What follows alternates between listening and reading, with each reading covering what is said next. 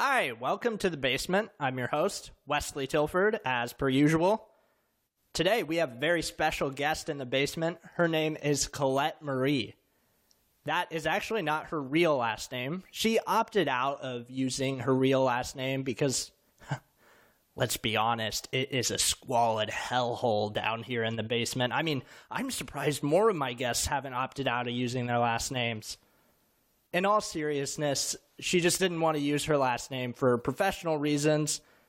Don't want future employers coming across Colette's personal basement in this episode of the Basement Diaries. We talk about a lot in this episode, and I gotta say, I learned a lot.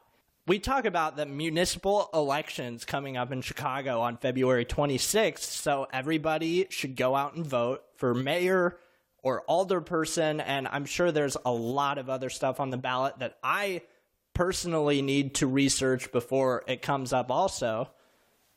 So let's do it together. And I fucked up a little bit this episode, if I'm being honest. I realized about halfway through the interview, my side of the conversation stopped recording, and I didn't notice it until after we were done. So you're not going to hear much of me today, which is probably a good thing, honestly. Luckily, that didn't happen on Colette's side of the interview, so I had the whole thing to pick and choose sections from her interview, and most of it is still in here. So I think it's a really cool format, actually, because I get to hear less of myself as I'm editing these. And I think I might continue to use it in the future, maybe not every week. So I would like to hear your feedback on it as well. If you hate it, I'll take note. And if a lot of people hate it, I'll stop doing it. But we'll see how it goes. Enjoy this insightful and educational interview with Colette Marie. Do you want to start your own podcast? Well, look no further than blueberry.com. That's BLUBRRY.com. It is a great place to start up a podcast, and we are actually going to be switching over to it.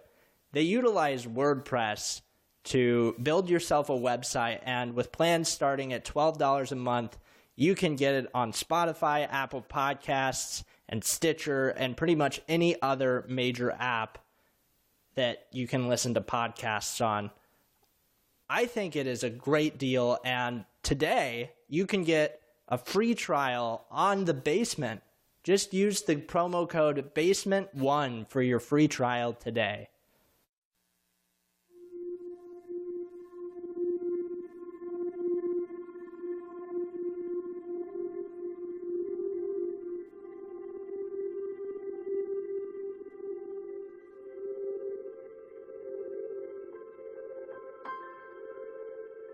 So in this first segment, Colette talks about what made her decide to switch from being a computer science major to an ecology major and how she became interested in environmental science in general.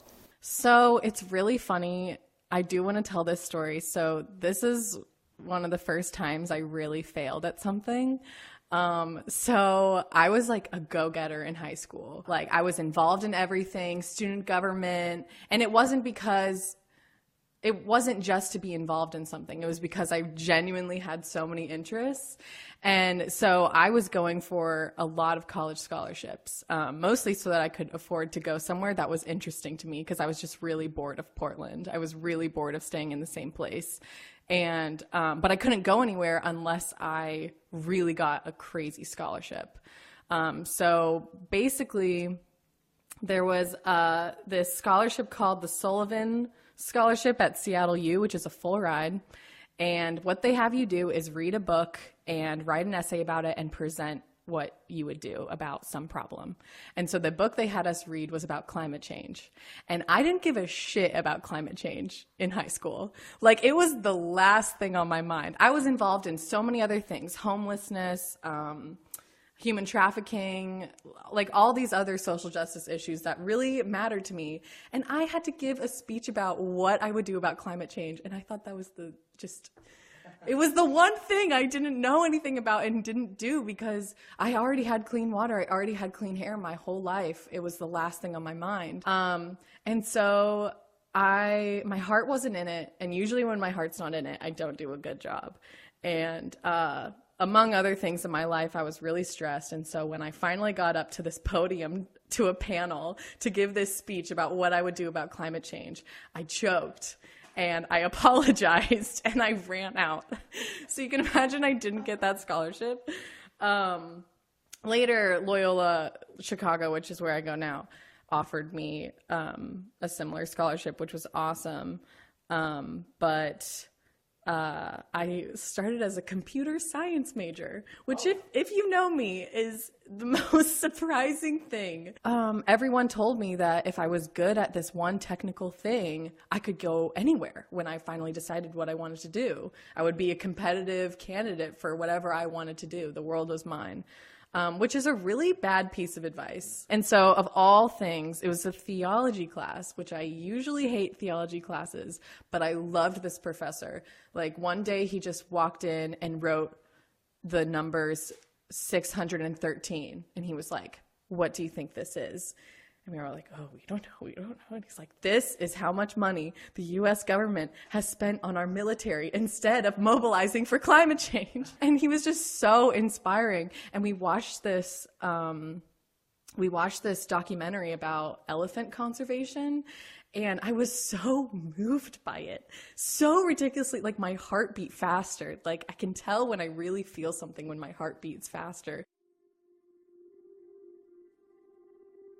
In this section of my conversation with Colette, she talks about her trip to Standing Rock when she was 19 and how it changed her perception, and her journey into being an intern at One Northside and how that got her into community organizing in Chicago. I do not want to claim any credit from this or street cred or even that I really did anything, because to be honest, there were thousands of people there and there were so many people that actually put their life on the line and gave up a lot more than I did for being there a week.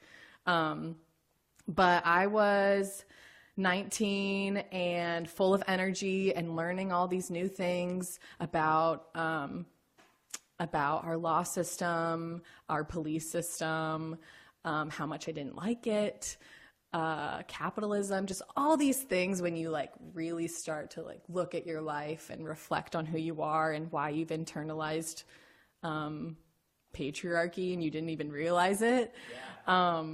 And so I heard about Standing Rock, which, if you don't know, is when the North Dakota Access Pipeline was being built all throughout the Midwest, but especially through this reservation. I called up my friend Ellie, she's an organizer now, actually paid and everything. It's amazing. And I was like, "I really want to do this." She said, "Me too. I have friends that are going. Do you want to join our caravan?" And so I was like, "Whoa, that's awesome. Yes, I do." So we drove, I think it was 20 hours to there from Chicago.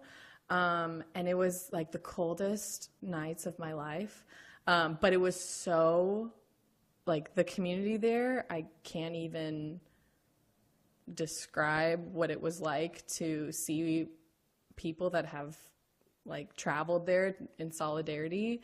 But it made me confront a lot of things, what it means to be an Indigenous person here.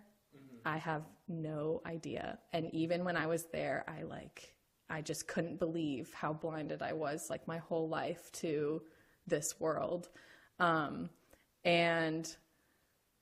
there was, every night we had bonfires throughout the large camp. Some where it was people were eating food and you could go up to the mic and be like, "Hey guys, I just want to say I'm really happy I'm here," or "Hey guys, I need a ride to Texas, who's going?" Just stuff like that. And there was another fire where they were having a rap battle.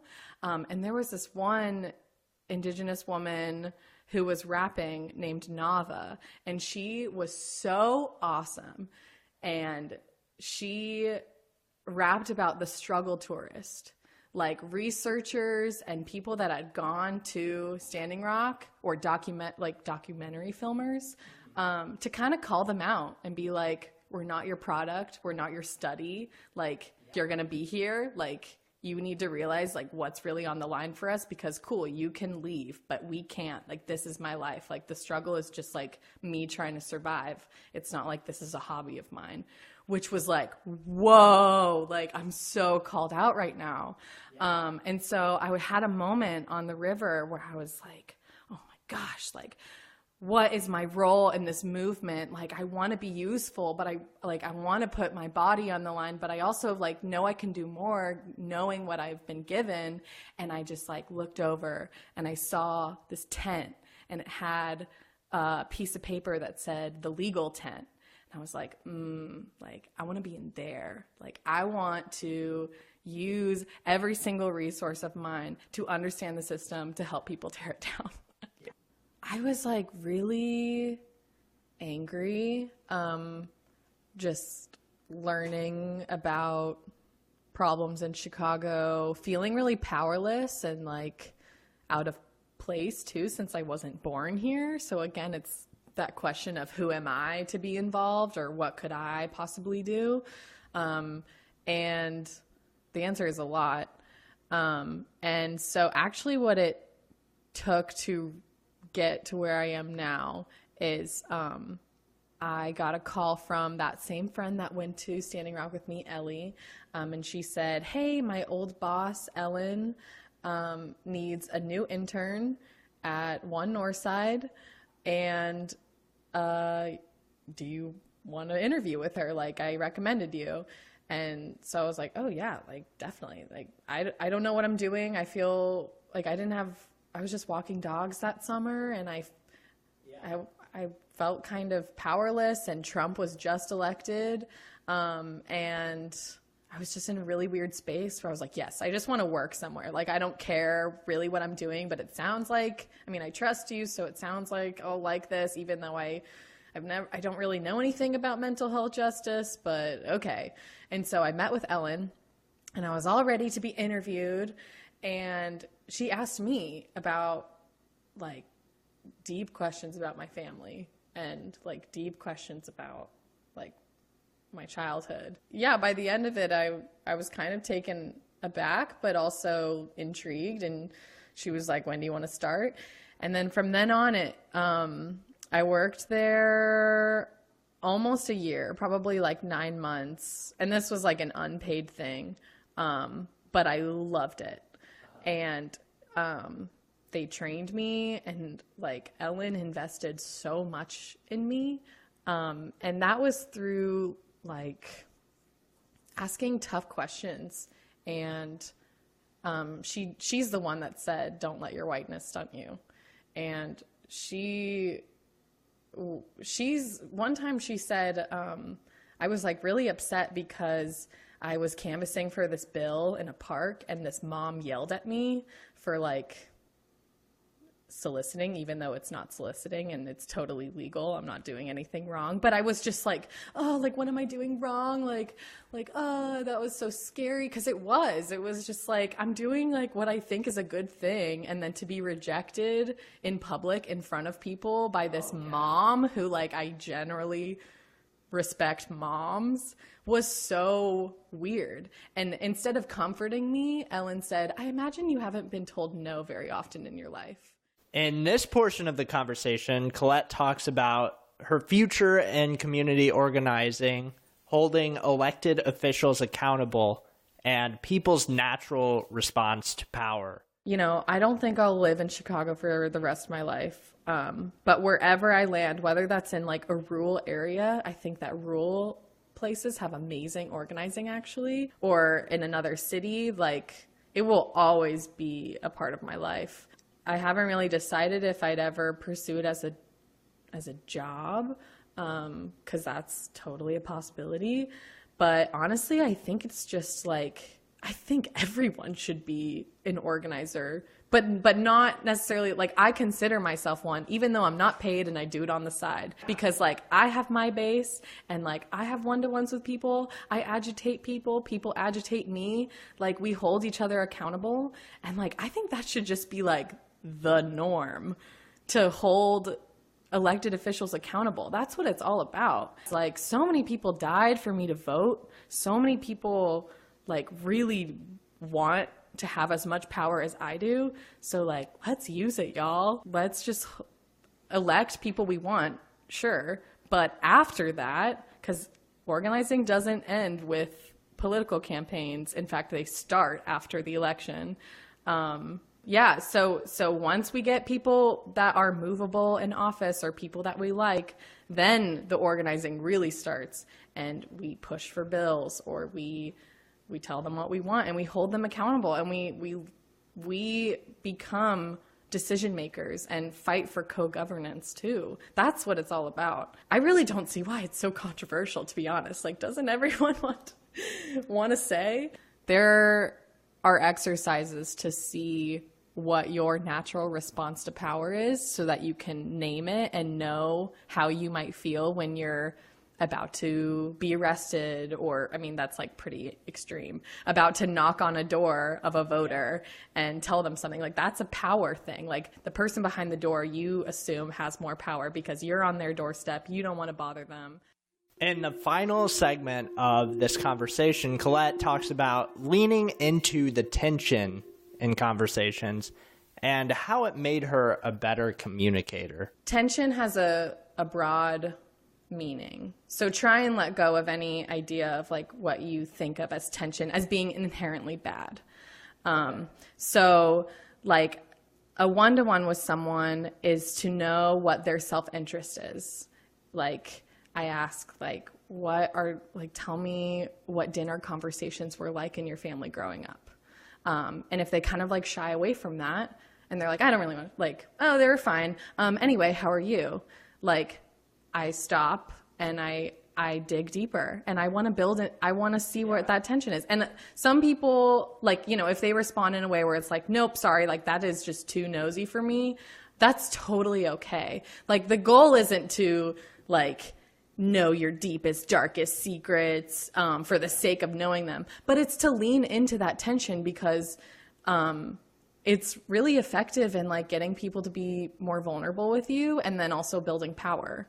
What like a more tangible example outside of like interpersonal things is like if I'm talking, this has actually happened before, talking on the phone to an elected official and saying like, hey, like will you sponsor this bill? And they're like, oh, well, I'll think about it. Like, you know, any person would be like, okay, sounds good. Like, let me know. That's a really passive response. Oh, yeah. But instead, which just I am so guilty of. Right. Same. Day, like, it's so hard yeah. So leaning into the tension would be like, okay, what could I change that would make you say yes right now? Or what do you not like about it? Why can't you just, asking more questions and not like really not taking no for an answer, but in a constructive way that's not just meh, no, like it's leaning into tension. And I'll give another example. I wasn't here, but my team was lobbying, and I forget who it was, but the elected official like really didn't want to talk about the bill, but instead was like bringing up pictures of her at a Cubs game with her kids. Oh. And like, that's just like straight up rude. And so like we bring it up because like the team, instead of saying something or like bringing it back, was more like, oh, like that's really nice. But it was like a great lesson because like that's a tactic to like divert and so, like, keep things nice. To be like, no. Yeah. Don't care about it. Yeah. And then the last thing I'll say about it is just interpersonally. Like, we want like a political revolution, but like organizing is also about your own personal revolution, at least in my book. And so being okay with tension in my life, like sitting with it, like confrontation in relationships, or things not being okay, and like being comfortable with things not being okay, sitting with tension and just learning how to be comfortable with tension.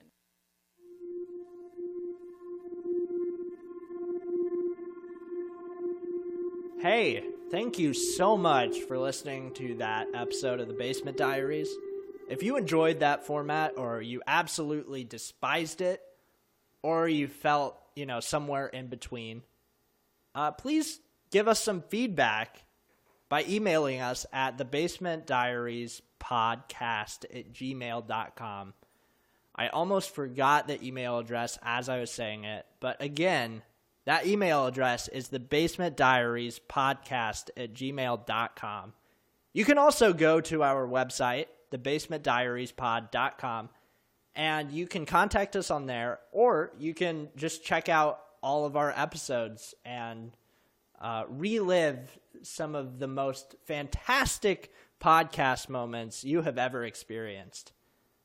So here we are, another segment of Checking In with Wes. So what have I been up to lately? Well, I'm taking a class. Well, I haven't started it yet, but I signed up for a class at I.O. in Chicago. I, was sitting on the couch one day and kind of impulsively did it because I was like, I'm doing this podcast, but what else am I really doing? So I took a chance, and I had the money, so I was like, why not? So I'll be doing that, and I'll be updating you on that as well, so be prepared. That's one thing I love about podcasts is you can say something and just let it be out there and not worry about people saying it was boring or they hated it. They can think it, sure, but I mean, what's the likelihood that somebody's actually going to take time out of their day to email me to say that they were really bored by that thing I said in the Checking In with Wes segment? I hope somebody actually does that just to prove me wrong. So, yeah, Checking In with Wes is going to become its own segment. That's right. I mean, segment. It's already a segment. No, what I meant to say was that it's going to become its own thing. We're going to be doing it on Fridays starting in April. So on Tuesdays, you'll have the Basement Diaries, and Fridays, you'll have Checking In with Wes. You can find it on the same feed that you listen to the Basement Diaries, but you will also have the opportunity to follow it on Spotify and iTunes and all that stuff. So if you just love hearing my voice and you don't like hearing any guests, you can not follow the Basement Diaries and just follow Checking In with Wes. But I urge you to follow both. What else?